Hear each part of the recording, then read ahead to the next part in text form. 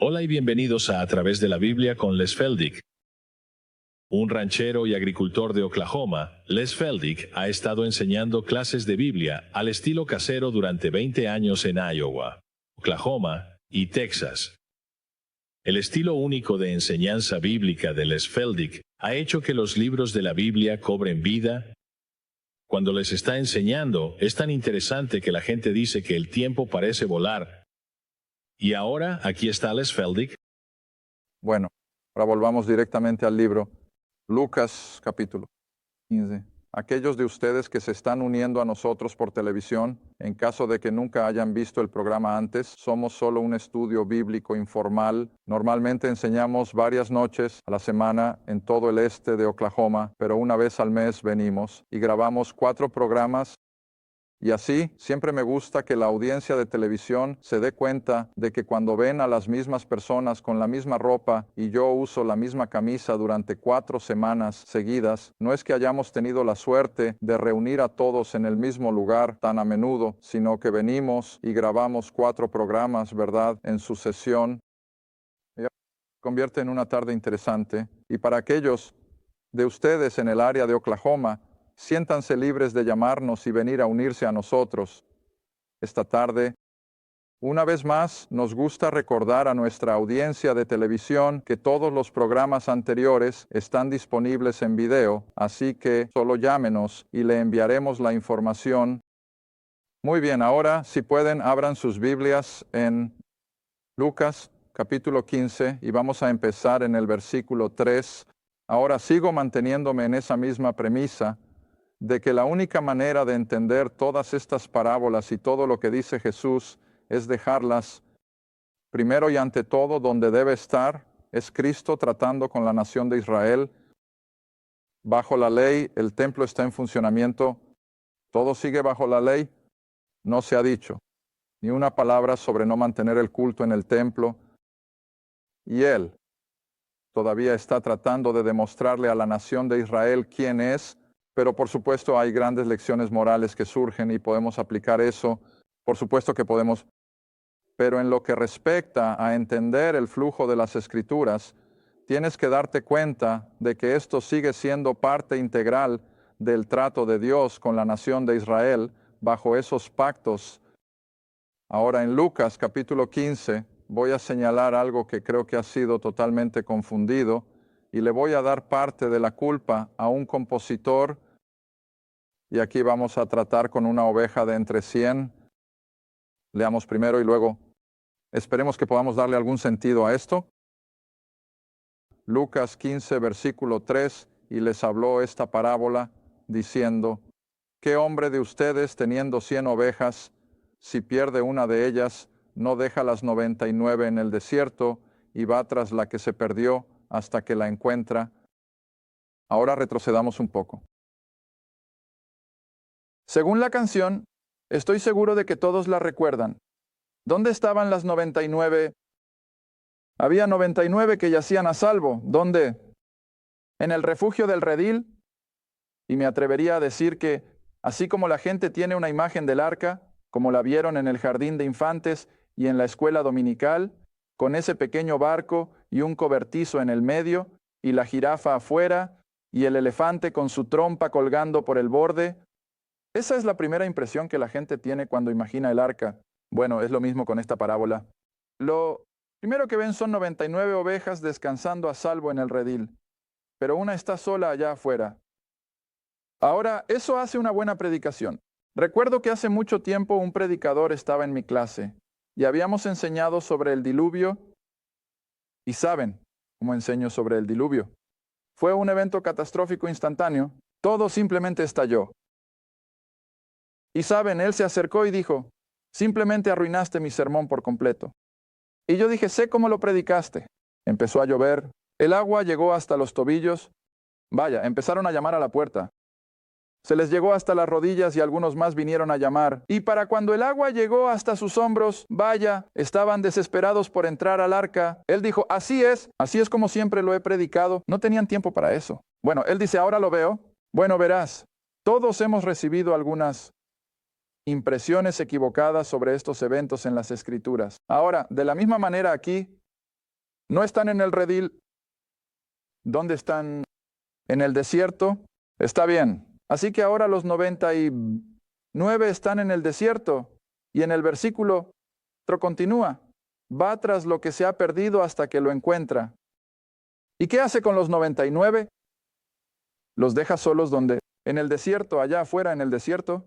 Ahora sé un poco sobre las ovejas. Todo lo que sé es lo que he oído de otros y lo que he leído. Pero las ovejas son tontas.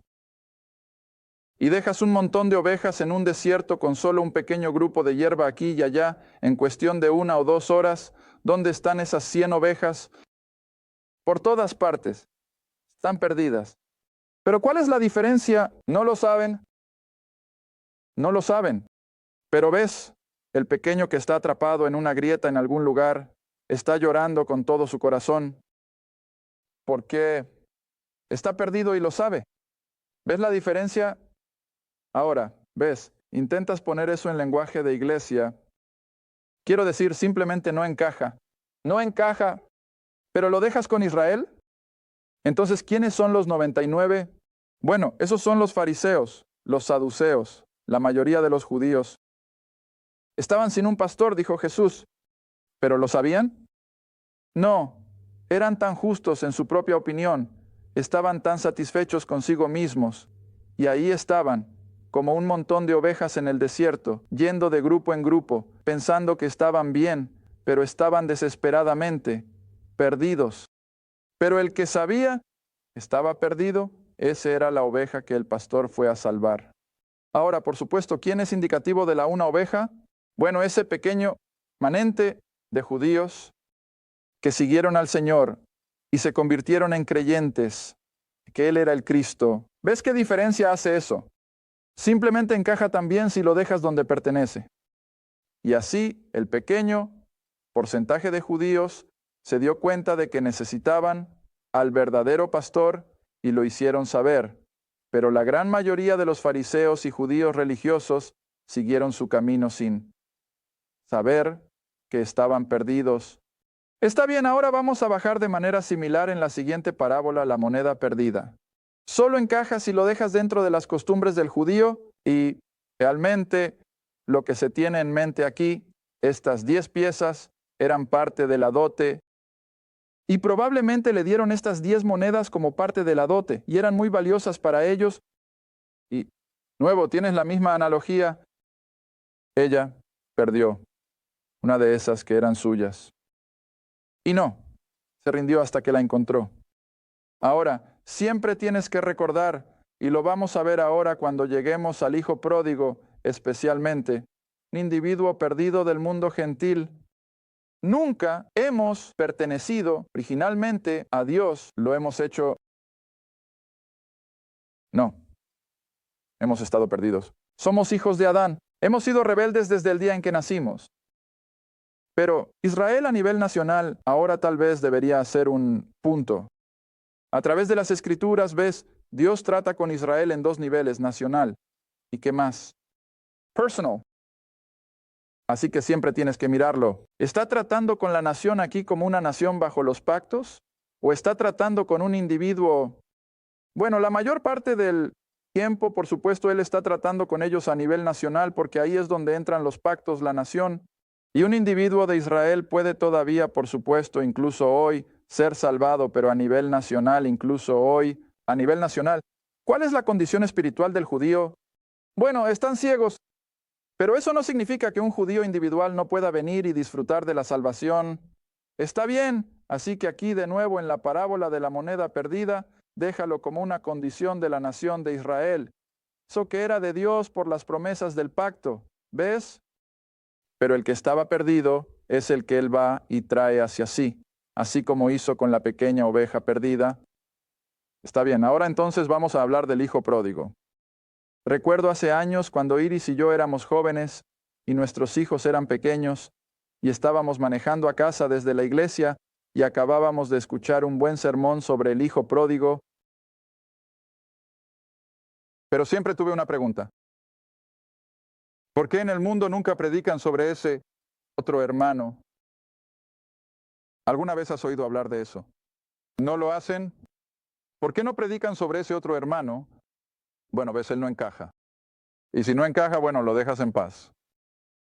Pero yo sostengo que él está aquí y encaja, de nuevo, si lo dejas donde pertenece. En segundo lugar, como ya he dicho, el versículo 11. Jesús comienza la parábola. Un cierto hombre tenía 2 hijos. El menor de ellos le dijo a su padre, Padre, dame la parte de los bienes que me corresponde. Y él les repartió su herencia. Ahora, aquí es donde quiero que la gente se detenga y se haga una pregunta. ¿Era este nuestro estado en nuestra propia experiencia? ¿Habíamos sido en algún momento un hijo de Dios y luego decidimos que queremos dar la espalda e irnos? No. ¿Ves? Siempre hemos sido pecadores y eso es lo que mucha gente no puede entender. Mucha gente trata de decirme que siempre he sido cristiano. No, no lo has hecho. Nacemos en pecado. ¿Ves? Todos hemos pecado y estamos en falta. Así que no éramos hijos de Dios. Pero en el hijo pródigo ambos eran hijos. ¿Ves cómo eso no encaja? Está bien, ahora pasemos a lo siguiente. Así que el menor tomó su herencia y no muchos días después, el hijo menor reunió todo y se fue de viaje a un país lejano. Allí desperdició su fortuna viviendo de manera disoluta. Ahora, todos ustedes han escuchado suficientes sermones sobre el hijo pródigo, ya lo sabes. Quiero decir, simplemente salió y desperdició su herencia, disfrutó lo grande, y luego finalmente, ¿terminó dónde? En el corral de los cerdos. Y por supuesto, eso hace una buena predicación, lo sé, pero no es buena teología. Está bien, versículo 14, y así, cuando lo había gastado todo, surgió una gran hambre en esa tierra, y comenzó a tener necesidad. Y fue y se unió a un ciudadano de ese país, y lo envió a los campos a alimentar cerdos de todas las cosas. Para un judío, terminar alimentando cerdos, y hubiera querido llenar su estómago con las algarrobas que comían los cerdos, y nadie le daba nada a él. Entonces, ¿dónde se encuentra? Desamparado. Ahora se da cuenta de que en sí mismo no hay nada que pueda hacer. Bueno, no es exactamente aquí donde en todas las parábolas de Jesús él estaba tratando de mostrarle al judío que ese era su estado. Lo necesitaban. De hecho, no sé. Aún no he decidido si en este programa enseñaré el libro de Juan como lo hicimos en Wilberton. No lo creo, porque toma demasiado tiempo. Pero ya saben, aquellos de ustedes en la clase de Wilberton, hay 8 señales. En el libro de Juan, 7 de ellas antes de su crucifixión y una después de la resurrección. Y todas esas señales tenían un mensaje específico. Para la nación de Israel, cada una de ellas llenaría una necesidad particular si simplemente se hubieran apoyado en aquel que podría llenarlos. Ahora, volvemos a este hijo menor. Él, también ahora, como ese pequeño cordero atrapado en el matorral, el hijo, se da cuenta de su necesidad. Y se da cuenta de que solo hay un lugar al que puede ir en busca de sustento, y ese es de regreso, al Padre. Él tiene que volver al dador de esas promesas de pacto, al dador de la vida espiritual, y así lo hace. Ahora, como dije, en cada sermón que he escuchado, no hablan del otro hermano, pero yo lo voy a hacer porque él encaja. Claro que sí. Ahora vamos a mirarlo. Versículo 25. Todos conocen la historia de cómo el hijo menor regresó y mataron el ternero engordado. No tengo que repasar eso contigo. Pero ahora veamos al segundo hermano. Ahora, su hijo mayor estaba en el campo, y cuando se acercó a la casa, oyó música y baile.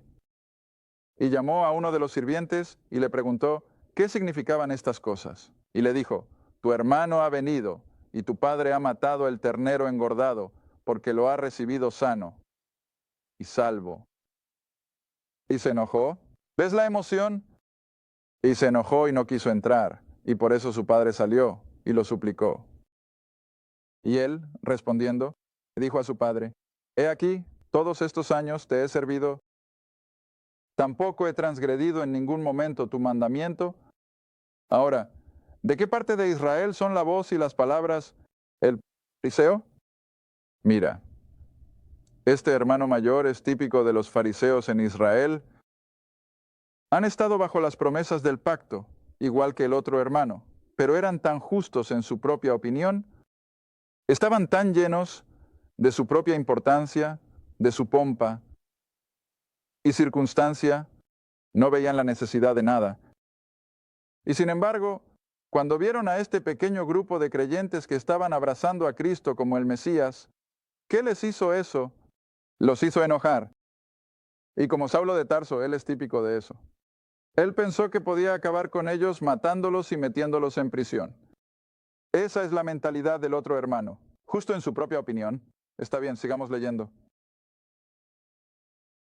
Verso 30. Pero tan pronto como vino tu hijo, que ha consumido tus bienes con rameras, has hecho matar para él el becerro gordo. Bueno, ahora ves, Jesús mismo dijo que la persona sana no necesita un médico. ¿Quién lo necesita? La persona enferma. Saúl lo deja muy claro. No, puedes ser salvo. No puedes entrar en la salvación si piensas que lo vas a lograr por tu cuenta, pero tienes que venir como un pecador. ¿Ves? Eso es obligatorio. Así es como trabaja Dios. Pero mira, el hermano autojusto simplemente no podía entender eso. Él dijo, siempre te he servido, siempre he sido obediente. ¿Ves? Está bien. Verso 31. Y el padre le dijo al hijo, hijo, siempre estás conmigo y todo lo que tengo es tuyo. Ahora, ¿ves cómo eso encajaba para Israel? Estaban bajo las promesas del pacto a nivel nacional, y si solo hubieran venido y creído lo que Dios quería que creyeran, podrían haber disfrutado de todas las promesas, pero en su actitud de autojusticia, eso nunca podría suceder. Está bien, ahora me gustaría que pasaras un par de páginas y te unieras a mí en el capítulo 17, todavía en Lucas.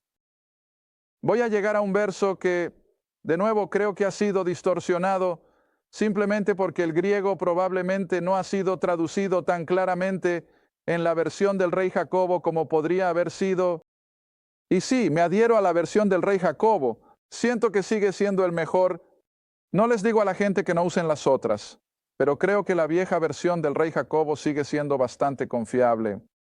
Pero aquí en Lucas 17, verso 21, Jesús está hablando de nuevo y dice, ni dirán, mira, aquí, o mira, allá, porque dice, he aquí, el reino de Dios está. Ahora nuestra versión del rey Jacobo dice, dentro de ti. Y eso ha confundido a tantas personas, pero la palabra griega aquí es entos, E-N-T-O-S.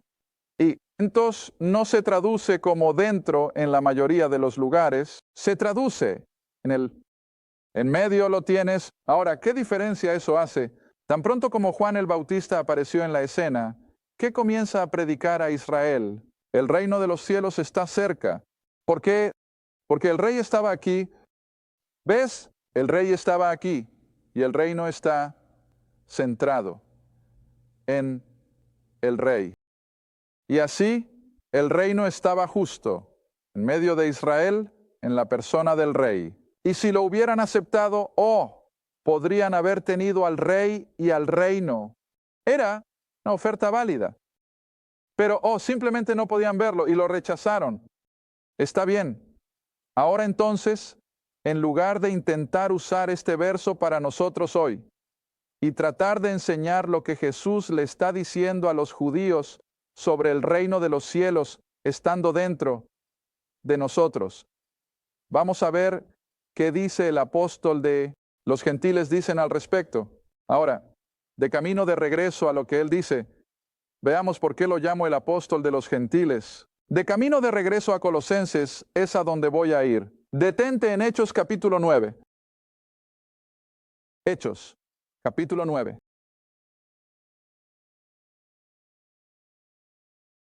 No quiero decir demasiado del libro de los Hechos porque quiero guardar todo eso para cuando empecemos a estudiarlo, porque nunca he tenido una clase que no haya disfrutado a fondo el libro de los Hechos. Quiero decir, es tan emocionante y es tan revelador una vez que lo entendemos. Pero aquí hay un pequeño dato. Hechos capítulo 9. Saulo de Tarso, como dije hace un momento en uno de los otros programas, iba camino a Damasco como un toro furioso, quiero decir, Solo respiraba amenazas y muerte. No podía esperar para atrapar a esos judíos que habían creído que Jesús era el Cristo, que podía llevarlos de regreso a Jerusalén y condenarlos a muerte o a prisión. Está bien, Ananías, un hombre devoto, según la ley. El libro de los Hechos dice creo que está en el capítulo 22. Pero Ananías es un judío creyente y ha oído hablar de Saulo. Y ahora, de todas las personas, el Señor le dice a Ananías: Saulo, viene a tu casa.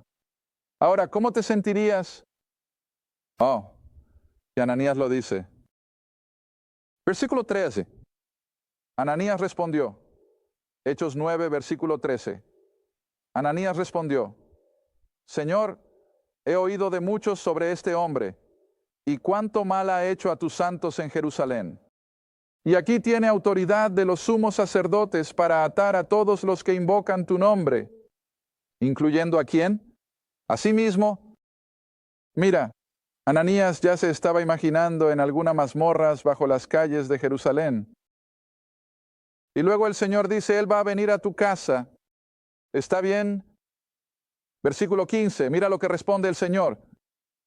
Pero el Señor le dijo: Ve tu camino, porque él, Saulo, es un vaso escogido para mí, para llevar mi nombre ante... ¿A quién?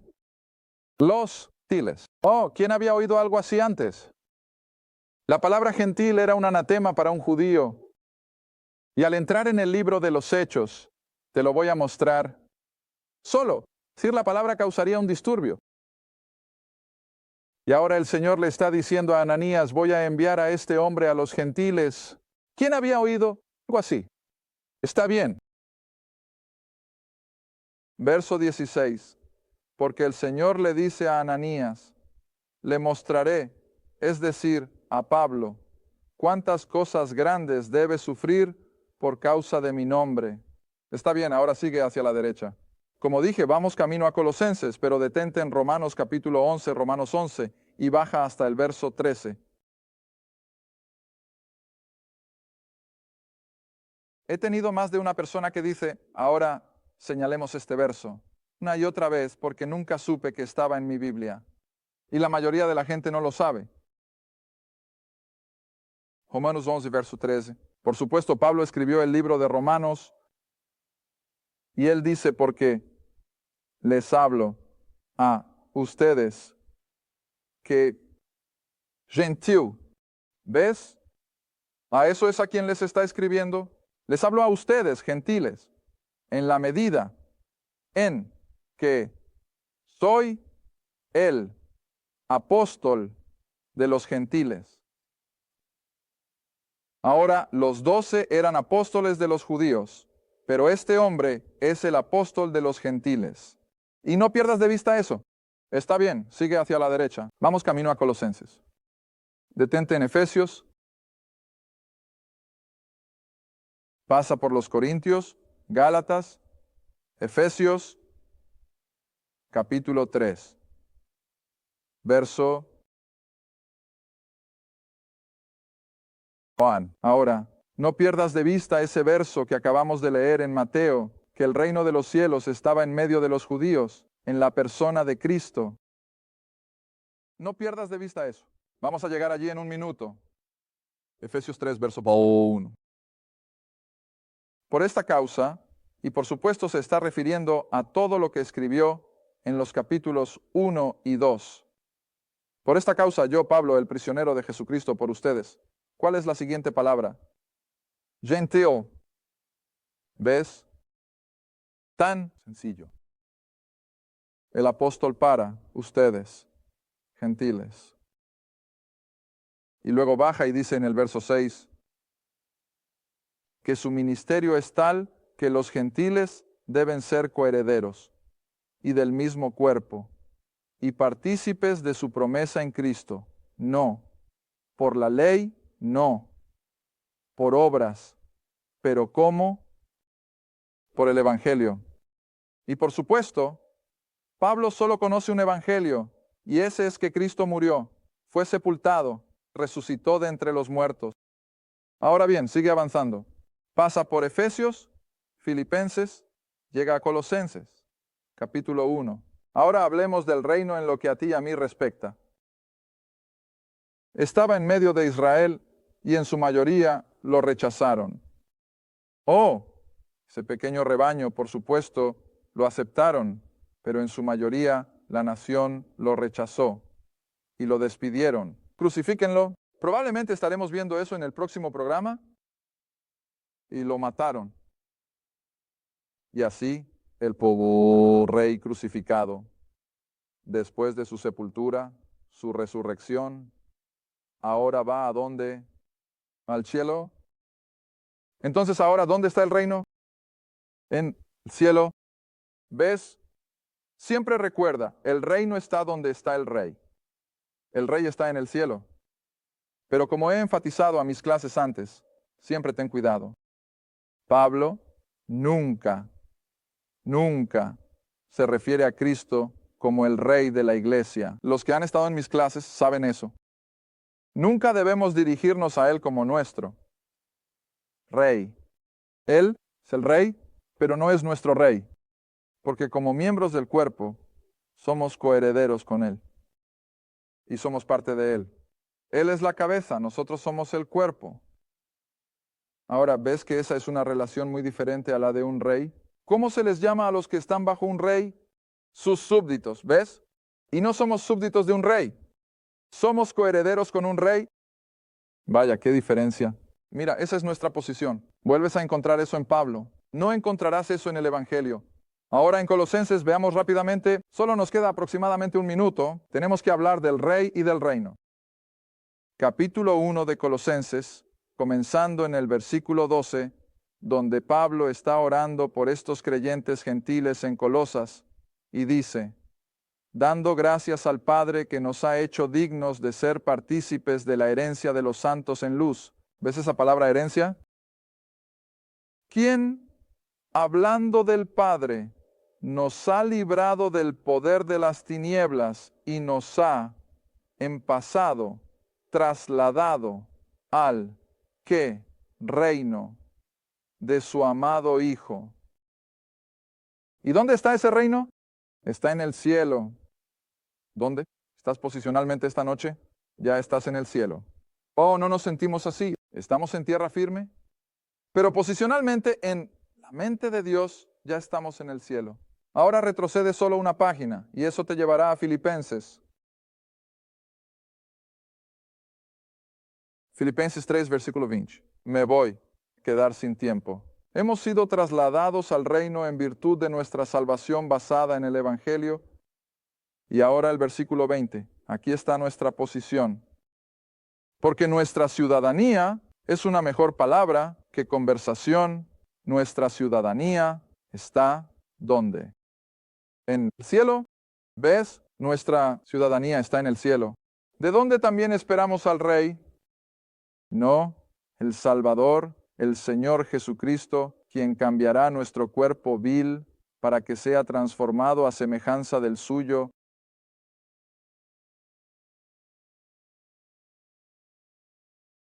Gracias por ver A Través de la Biblia con Les Feldick, un estudio bíblico semanal. Si deseas más información sobre los ministerios Les Feldick, un estudio bíblico en tu área, o sobre este programa, escribe a Ministerios Les Feldick, Ruta 1, Caja 760, Quinta, Oklahoma, 74552. Esa es la Ruta 1. Caja 760, Quinta, Oklahoma, 74552. A Través de la Biblia con Les Feldick es apoyado por los espectadores, y tu donación es apreciada. Gracias, y asegúrate de sintonizar la próxima vez para A Través de la Biblia con Les Feldick.